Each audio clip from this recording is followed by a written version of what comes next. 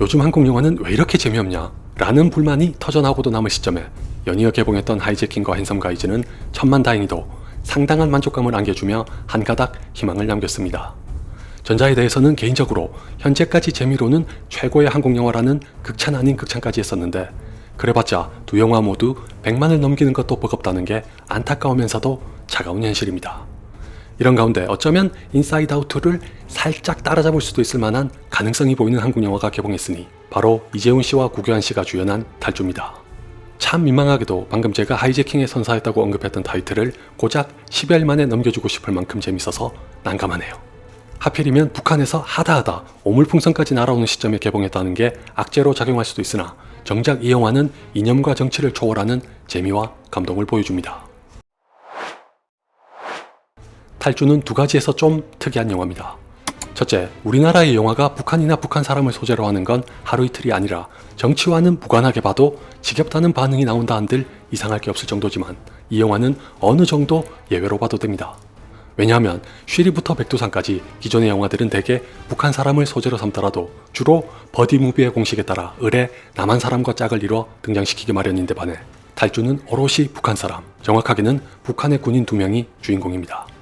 배경과 등장인물 중 남한이 차지하는 비중은 거의 없다고 봐도 무방해 괜히 남한과 북한을 이념이나 정치로 비교하면서 슬그머니 북한의 현실을 거론하되 실은 남한의 현실을 비판하고 자조하는 게 목적인 듯한 껄끄러운 기미 따위가 없어 여러분께서 어떤 성향을 가지셨든지 간에 한결 편하게 보실 수 있을 거라고 생각합니다.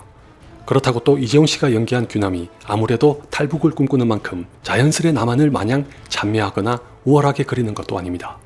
다시 한번 강조하건대 탈주는 그렇게 정치와 이념 등의 틀에 종속되는 영화가 절대 아니고 개인적으로는 이런 성격의 각본 때문에 더 마음에 들었습니다.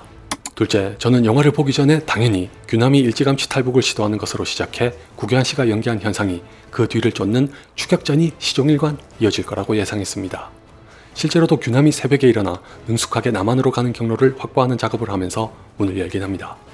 탈북을 오랫동안 준비했는지 거의 막바지에 다다랐다는 것까지 보여주는 이 도입부부터가 리드미컬한 편집과 촬영으로 제 눈길을 사로잡았으나 뻔하다면 뻔하고 뜻밖이라면 뜻밖일 변수가 발생하면서 모든 게 꼬입니다.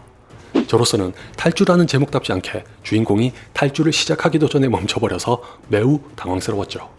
그 바람에 도대체 이게 지금 뭐하는 거지? 라는 의문을 가질 즈음에 등장하는 현상도 예상에서 벗어난 짓을 하면서도 그의 목적과 의도는 꽤 설득력이 있어서 앞으로 어떤 일이 기다리고 있을지 가만히 지켜보게 됩니다. 아닌 게 아니라 이 영화는 모호한 관계를 가진 규남과 현상이 만나고 나서야말로 본격적인 이야기를 펼치는데, 그 과정에서 규남 못지않게 중요한 캐릭터로 대두되는 현상을 들여다보는 시간을 가집니다.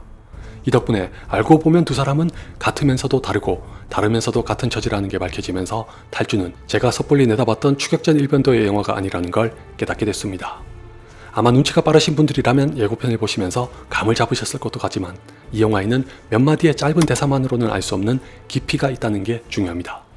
좀 전에 말씀드렸다시피 규남과 현상이 만나면서 관객들이 접하게 되는 두 사람의 내면은 단순히 국적만으로 나눌 수 없는 우리 모두의 공통적인 욕구를 담고 있어서 진한 공감대를 유발합니다.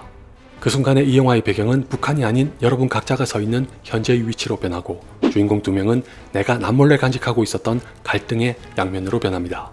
다시 말해 탈주는 남한과 북한이라는 나라 및 북한군 2명을 각각 상징적인 공간과 이중적인 심리의 의인화로 삼아서 만든 영화일 뿐, 진정으로 전하고 싶었던 이야기는 현실에 안주하거나 좌절한 채 쓰러져 있는 우리를 위한 응원과 위로에 가깝습니다.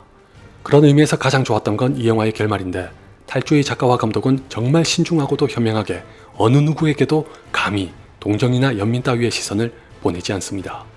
마치 세상에는 다양한 선택을 하는 사람들이 있고 그 선택을 마땅히 존중해야 한다는 게 궁극적인 메시지처럼 보일 정도로 균형을 잡은 결말의 각본과 연출은 정말 훌륭합니다. 여기까지 들으시고는 혹시 뭔가 난해하거나 복잡한 영화인 것만 같다고 느끼셨다면 순전히 제 잘못입니다.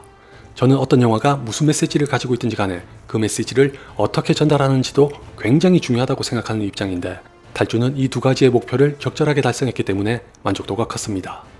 무엇보다도 이 영화는 94분이라는 상영 시간을 거의 빈틈없이 액션과 스릴로 가득 채워서 지루할 새가 없습니다.